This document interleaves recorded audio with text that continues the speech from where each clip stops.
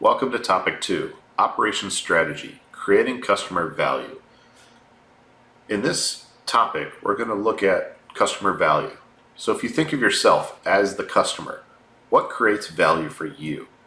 Is it because an item comes in multiple colors? If you really like the color red, for example, will you choose that product over another one because it comes in red? Or if it only comes in black or white, are you going to choose that product even though it doesn't come in red? Now, what about the value of a product that has multiple uses? Like you bought it for one purpose, such as a cell phone. You bought a cell phone because it's a phone. You can make phone calls with it. But other uses are you can access the internet. You can send text messages. You can put Facebook on it, Twitter, Instagram. You have all these applications. You can even play games on it. Is that something you really need? I mean, I use my phone pretty much every time in the car. It's a navigation device. So that adds value for me.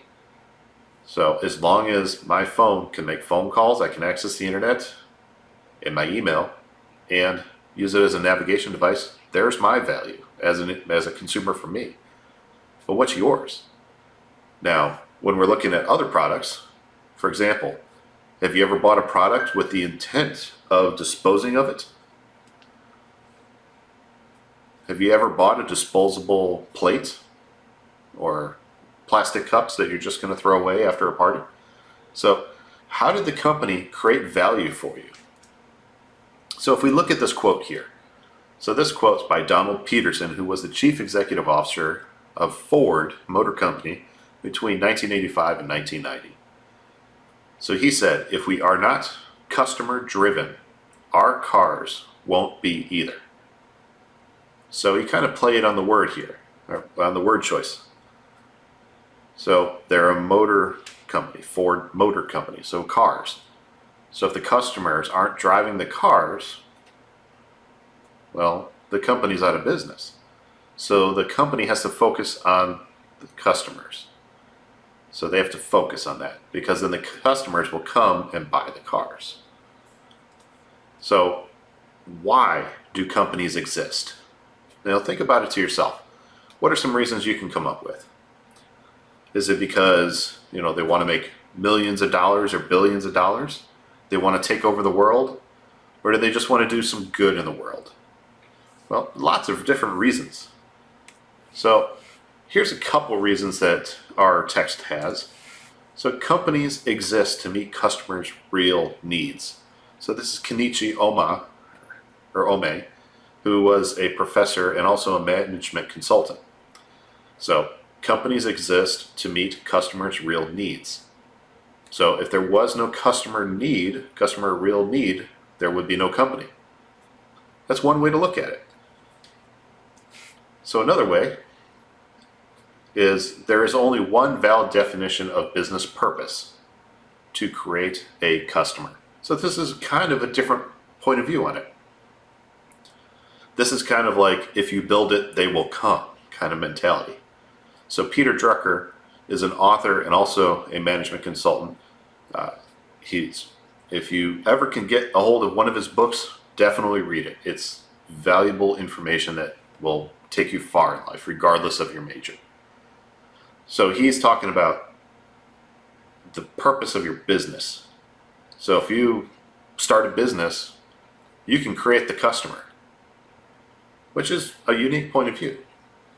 And then finally, we have Michael Hammer, who was also a professor and also a management consultant. He had kind of somewhere in the middle. I'm saddened and offended by the idea that customers exist to enrich their owners.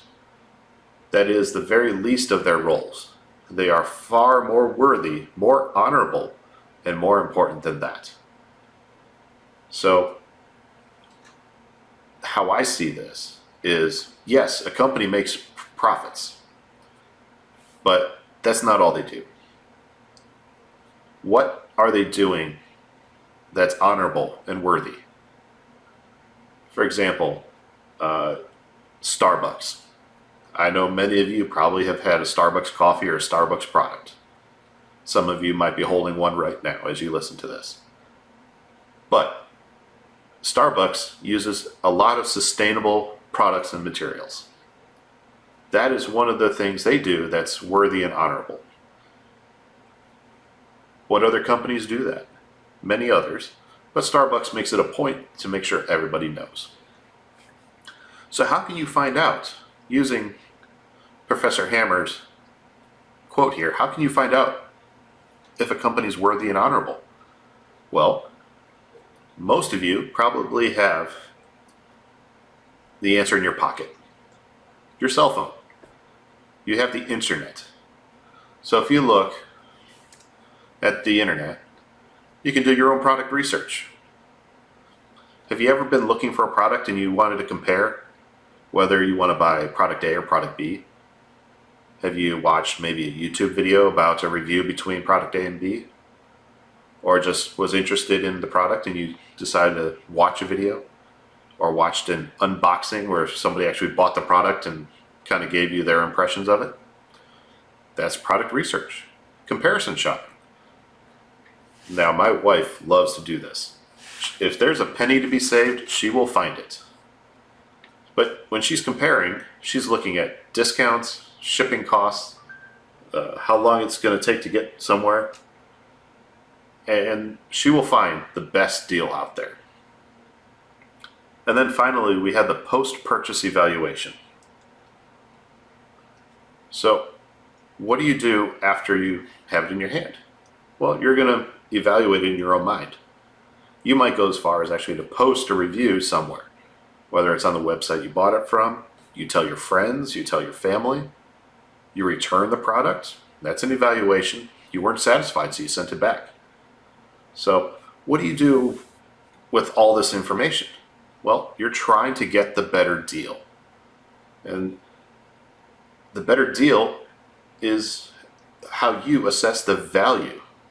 What's your customer value? Or what do you value in the products? If it was a service, do you value that service? So definitely something you want to take a look at.